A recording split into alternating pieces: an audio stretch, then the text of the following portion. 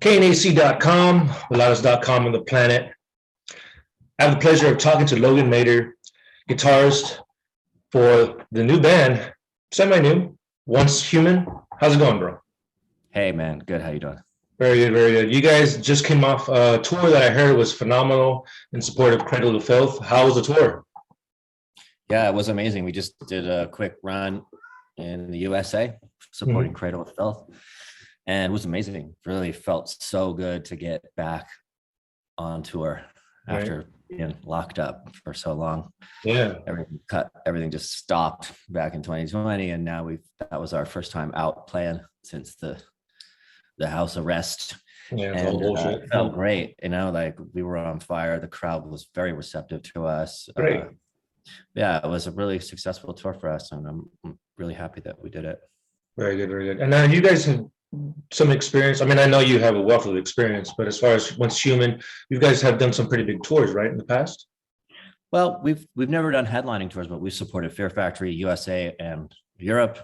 We supported Dragon Force in the USA, and we supported Wednesday 13 in the States, and then Cradle. Yeah, so we did 70K tons of metal. We got some decent amount of touring under our belts, and it shows. That's the best way to really build a fan base, is to be there physically on stage, connecting with your fans in real three-dimensional reality. Oh, of course, the real shit. There's nothing else that compares to that. And Once Human is a band that grows every time we play. We grow new fans. It's really like the touring is the most important mechanism for us to grow our fan base. It's just something about that live interaction and the experiencing our music live really translates well, and people are connecting with it. Totally. And it's now more than ever, I think we don't want to take it for granted, right? It's just like it's like so unique from after the last couple of years, and then you're back on stage and then you're interacting with people. It's just like, well, it's almost weird, no? It's almost weird. Yeah, man. Because you miss it so much, Well, yeah, there's something to be said for missing something. It makes you grow fond or appreciate it more. It's important to not take anything in life for granted and appreciate what you got all the time.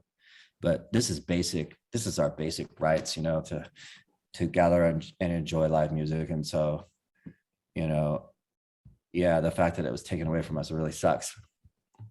But it feels good to have that back again. Definitely. Yeah, totally. And did you guys play much of the new material on the new from the new album? We did not really play any songs from the new album, except in San Francisco. We played that song Deadlock, which is a new single from the new album that features Rob Flynn from MachineHead as a guest vocalist, and he was in town. He came out and joined us on stage for that song. Nice. And we did a cover of Davidian as well after that by MachineHead. Nice. And that was epic. Yeah, that felt great. That was the last night of the tour, so it was a nice way to end it. You guys did a single before Davidian, right? Before? We've recorded our cover of Davidian. Yeah. We've been playing it quite a lot, when on a few different tours. So it was nice to do it with Rob, and also Deadlock. That was the first time. So yeah, but we were playing stuff from Evolution from our previous album for the most part, and one song from the first album on this set for Cradle of Filth. So songs that people know, I mean, again, there's a lot of people discovering us for the first time that on this tour as a support band, so they could hear, they don't know, they've never heard it before. But yeah, looking forward to getting out again soon. Right. For the people that don't know, living under a rock, Logan Mater was also part of MachineHead, an integral part of MachineHead, but we'll come back to that. But right now, let's talk about the new album that's set for release next year, Scar Weaver, out in February of next year. Are you pumped for this new release? Hell yeah, I'm pumped for this new release, man. February comes out mid-February.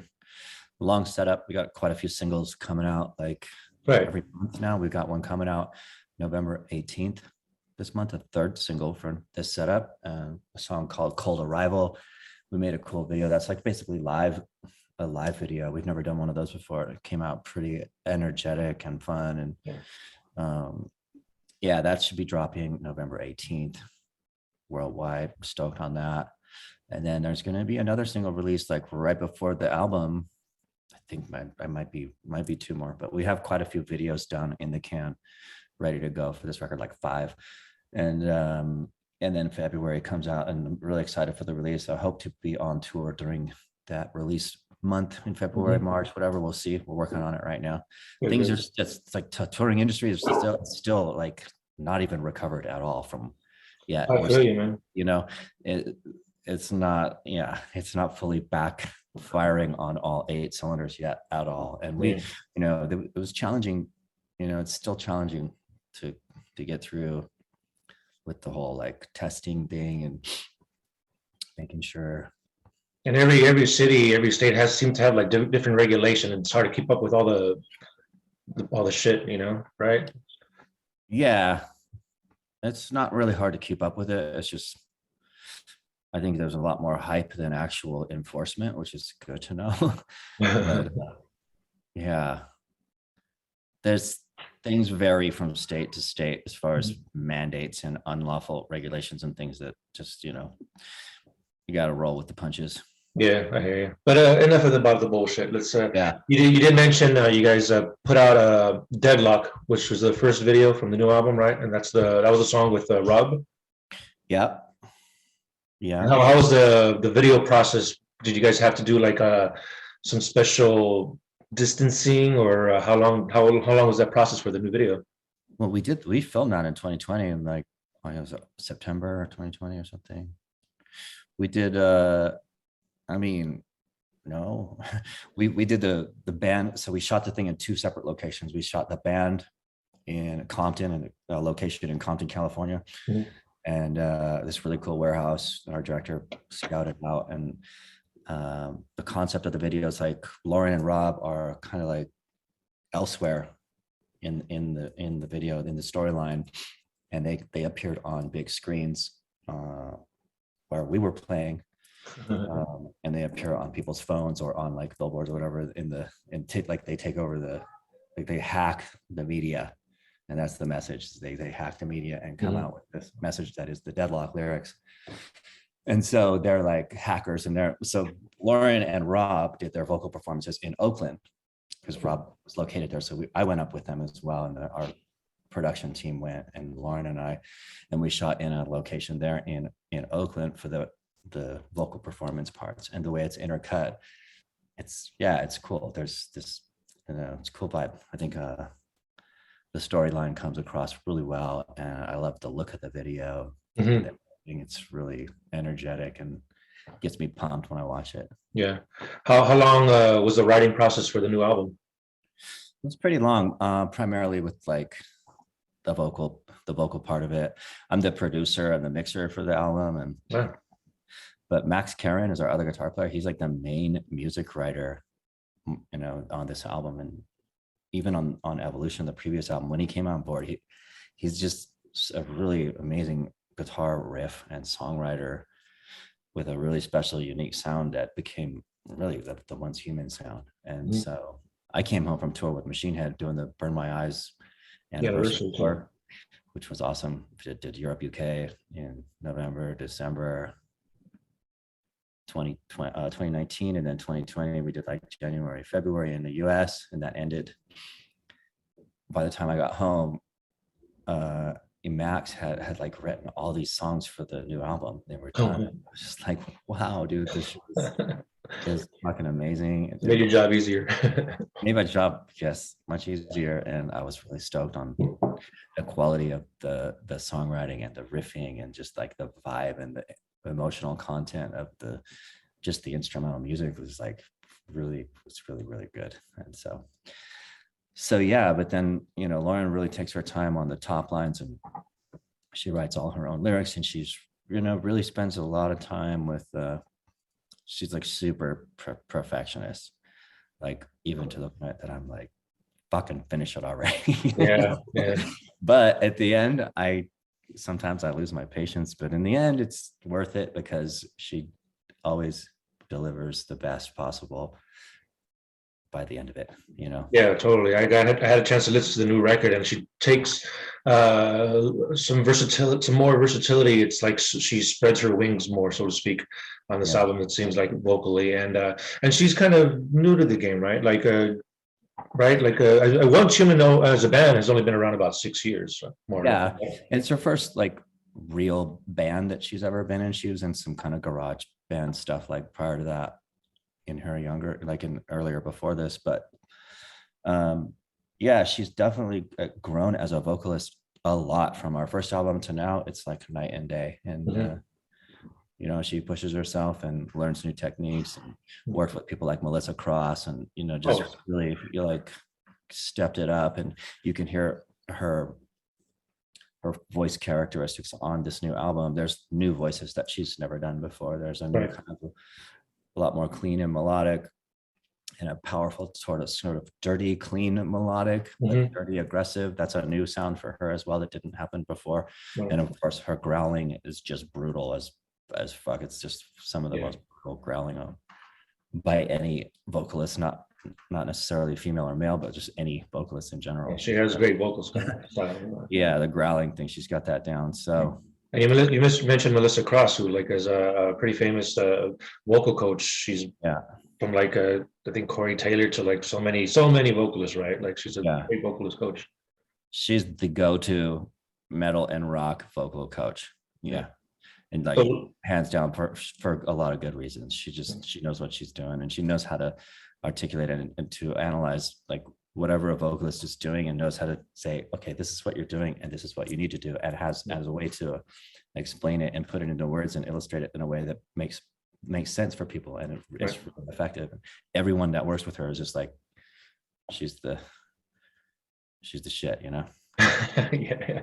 This is one of the things I like to interject in some conversations. Like, I know we have fans that like are interested to hear what you have to say, but I think a large part of the audience is also musicians, and I think it's kind of cool to throw out little tips, or at least some hints or some sort of advice as far as vocals or drum techniques, like me being a drummer, or guitar techniques and stuff, to like just to engage more people, right? And then Melissa Cross, like I mean, as far as like Lauren's vocals, did you have to coach her, or were you like taking some initiative and like helping her along the way as well?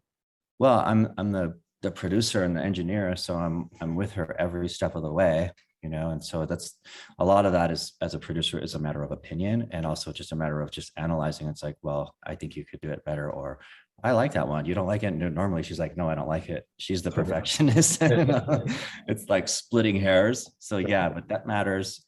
You know, it all matters in the end. Y'all reaching the common goal and stuff like that. So that's good. Now, again, Scar Weaver, you guys are through, is it Ear Music? That's the label? Yeah, Ear Music's based in Germany with worldwide distribution. Oh, Germany, yes. Yeah, it's a cool record label. I mean, they have, who do they have?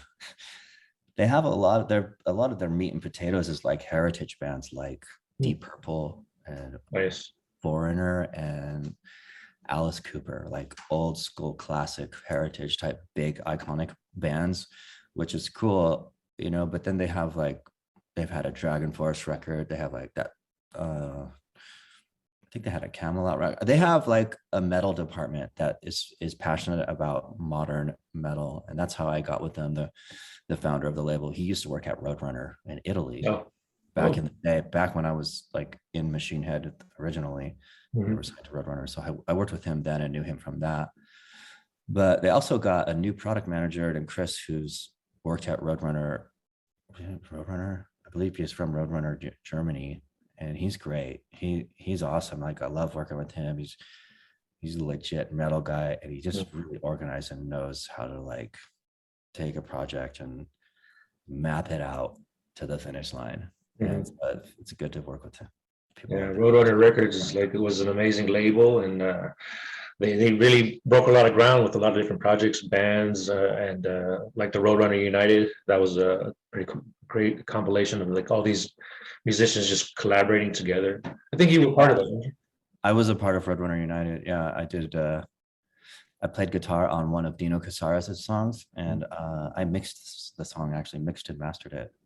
that was one of my first like steps into major label production work, because I had got into, after I left Soulfly, which was after MachineHead, I got into producing and I taught myself how to be an engineer, and I just like grinded. I worked in a shitty studio for $10 an hour just to learn and get experience. And I would do any demo I could get my hands on and just really did my time. Like 4 years, it was almost like self-teaching, life experience type going to school. I put myself through it. And I got to a point.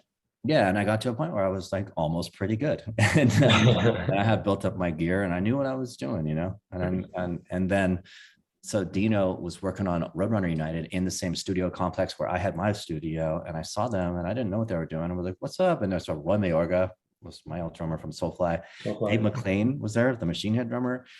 Paul Gray, rest his soul, was there, and Dino. And I'm like, what the fuck? What are you guys doing here? All these guys, we got Slipknot, you know, all these different bands in the studio where I'm at.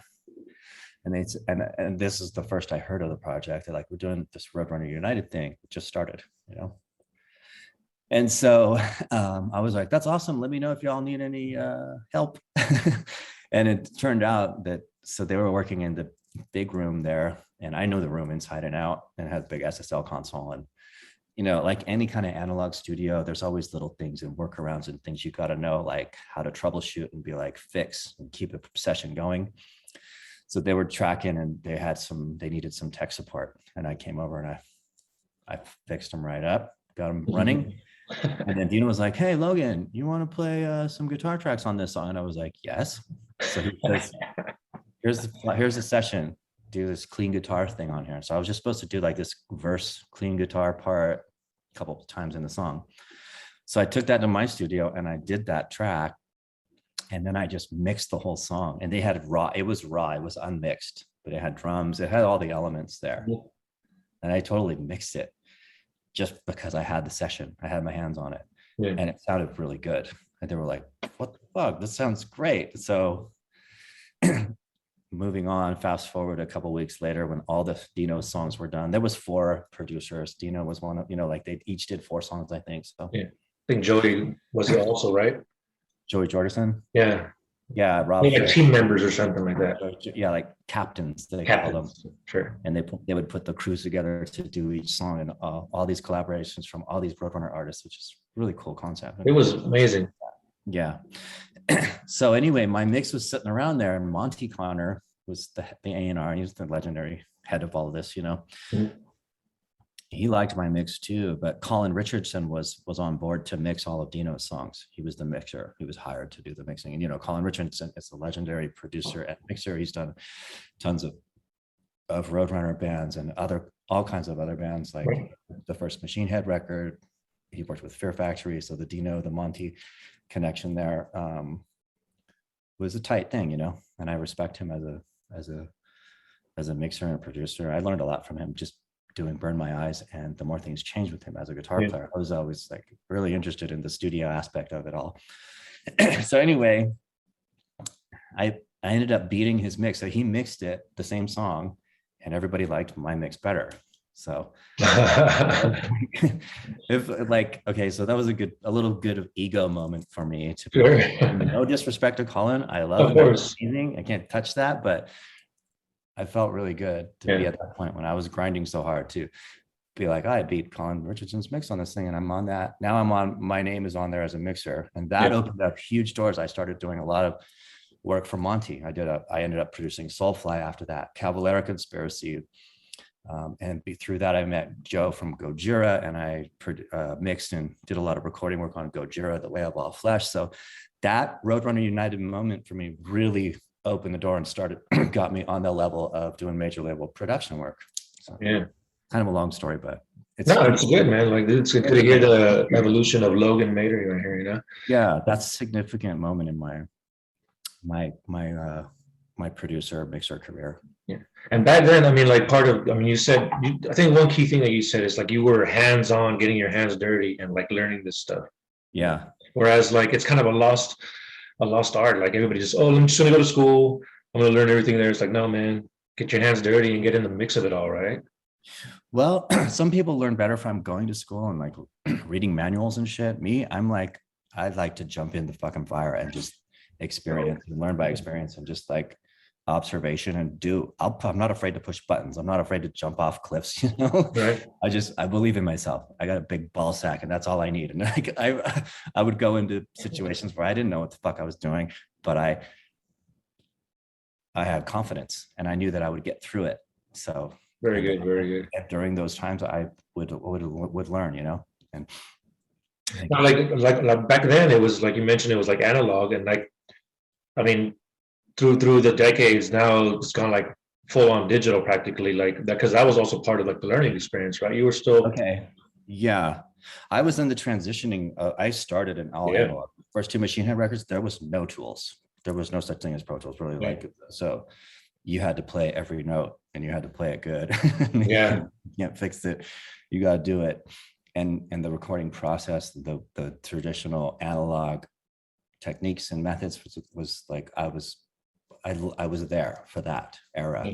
And then the digital world came in and started taking over. And so I was learning digital and how to combine it with analog, because I mean, effectively, like recording a drum kit, that's, even if you're going into a Pro Tools, that's an analog, that's an acoustic instrument. You're putting microphones on it. This is analog environment. You got mic pre's. You got to know how to do all that analog stuff. It's just where it ends up in the recording process is different than a reel of tape. So yeah. I mean, the benefits of digital are great, but it's important to know.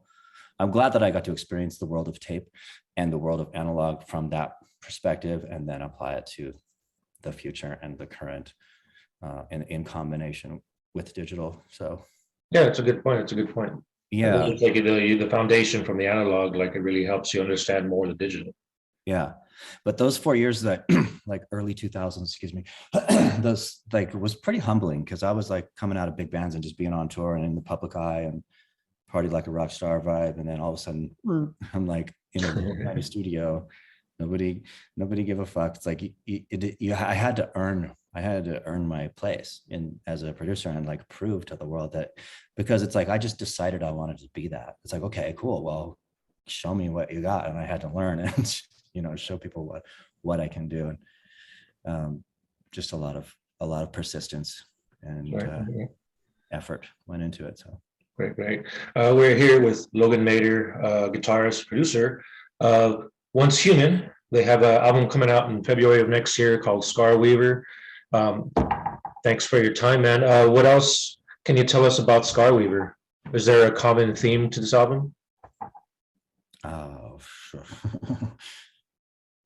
I mean, it's brutal. It's really brutal, but also beautiful, dynamic, melodic, heavy, a lot of emotion, a lot of that, the whole just reflection of what we've been through in the last few years, all getting expressed.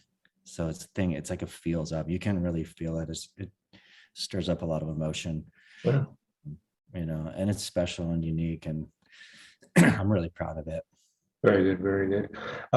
You guys have any upcoming touring plans, or you guys, aside from like the videos that you said you guys will be putting out soon, or are you gonna wait until next year to hit the road again? Yeah, our team is working on getting us out for some more tours, obviously. So nothing that I can announce right now, but there's some cool potentials in the works, and I'm pretty sure some of those will pan out. So soon we'll hopefully be announcing some good touring stuff and get back out there.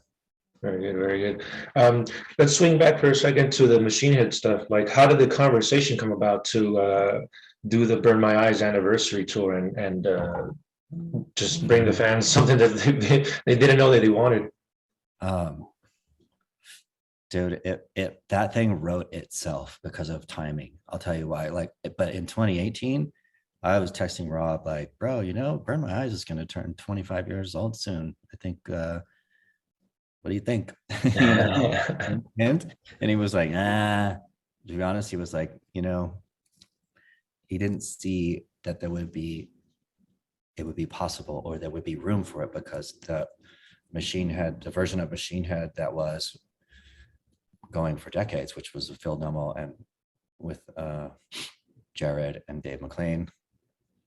Well, Jared hadn't been there for decades, but that version of MachineHead, like, and it was right after that, half of the band quit. Mm-hmm. Phil and Dave quit MachineHead, which was kind of unexpected, I guess. So I circled back with Rob, like the day I heard that news. Yeah. I was like, hey, how about now? He didn't have, all of a sudden, he was at a big crossroads there. He just lost half of his band and he had to regroup. He had to pick up the pieces. And honestly,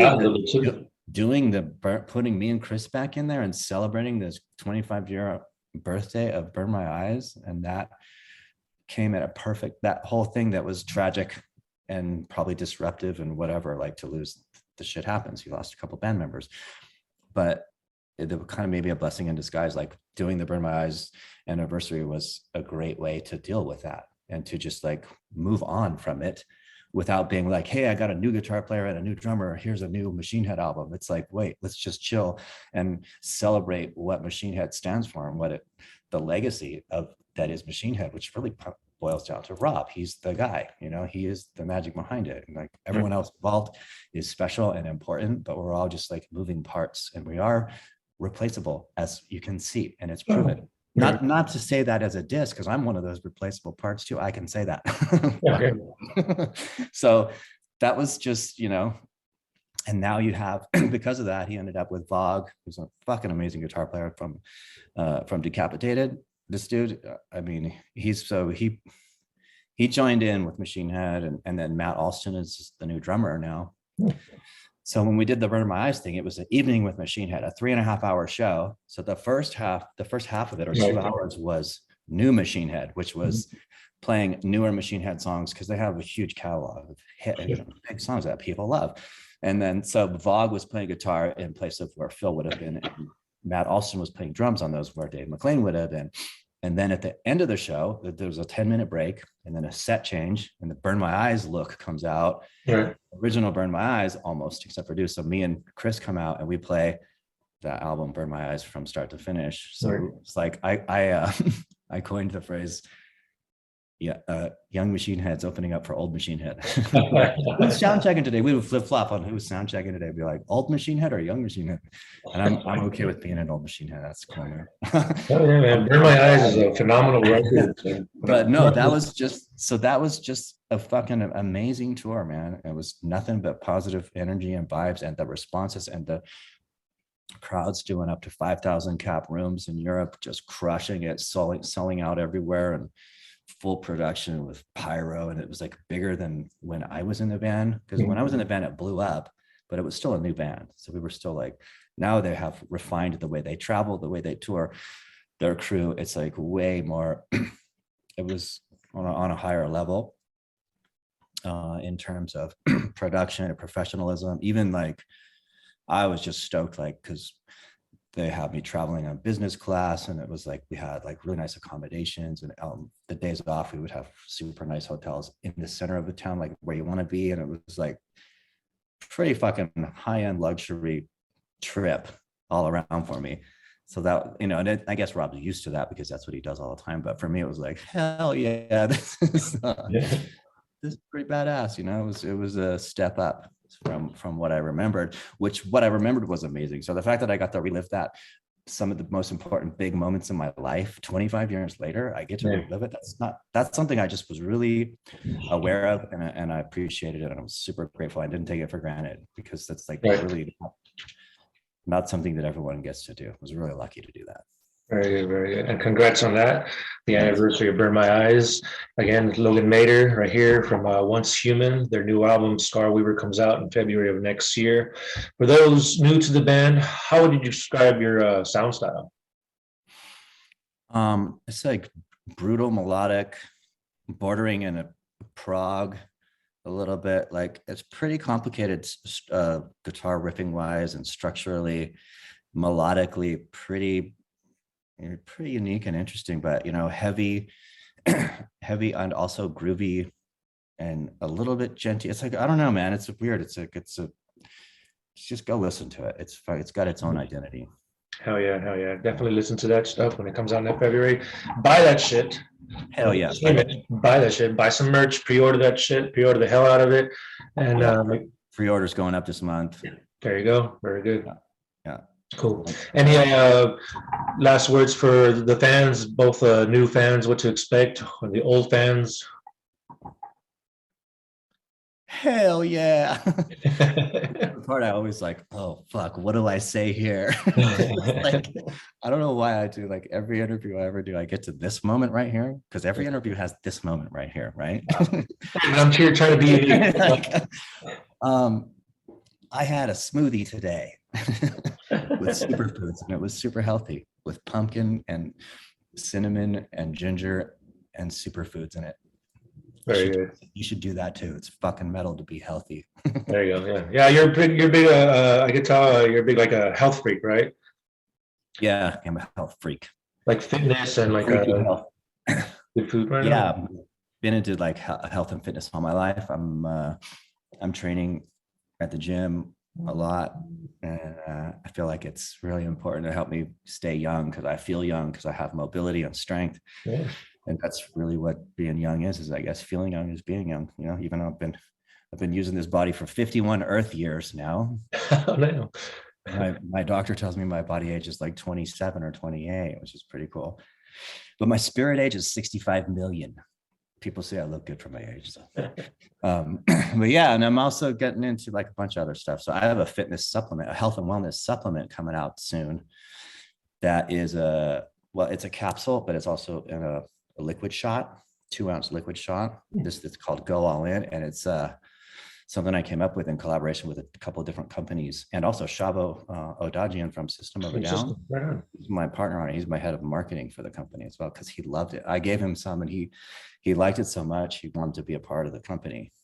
So, and everyone who's tried it loves it, and and I love it. It's really it's natural energy and recovery all in one supplement. And you can check it out. I'm going to go to market with it. I got an investor on. I'm going to market with it for real early next year. Good. So, congratulations, man. That's awesome. Yeah, and then also I'm working with Shavo in the cannabis industry. Oh, sweet. Well. Yeah, so like during the lockdown, I kind of started scrambling to really because the whole music thing just stopped. And oh my God.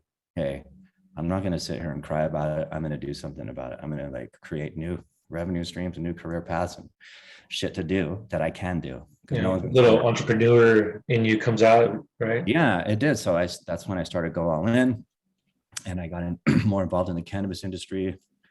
I got some equity in a Southern California vertical called Cali Care Group, which is an epic, really awesome cannabis company that does home delivery all over Southern California. So check them out. Yeah, Cali Care Group. ilovemyweed.com. Check that website. You can find out all the delivery routes and see the menus on there. Yeah. You'll get taken care of on that. I'll hook you up. Awesome. And then Shavo has a weed brand called 22 Red.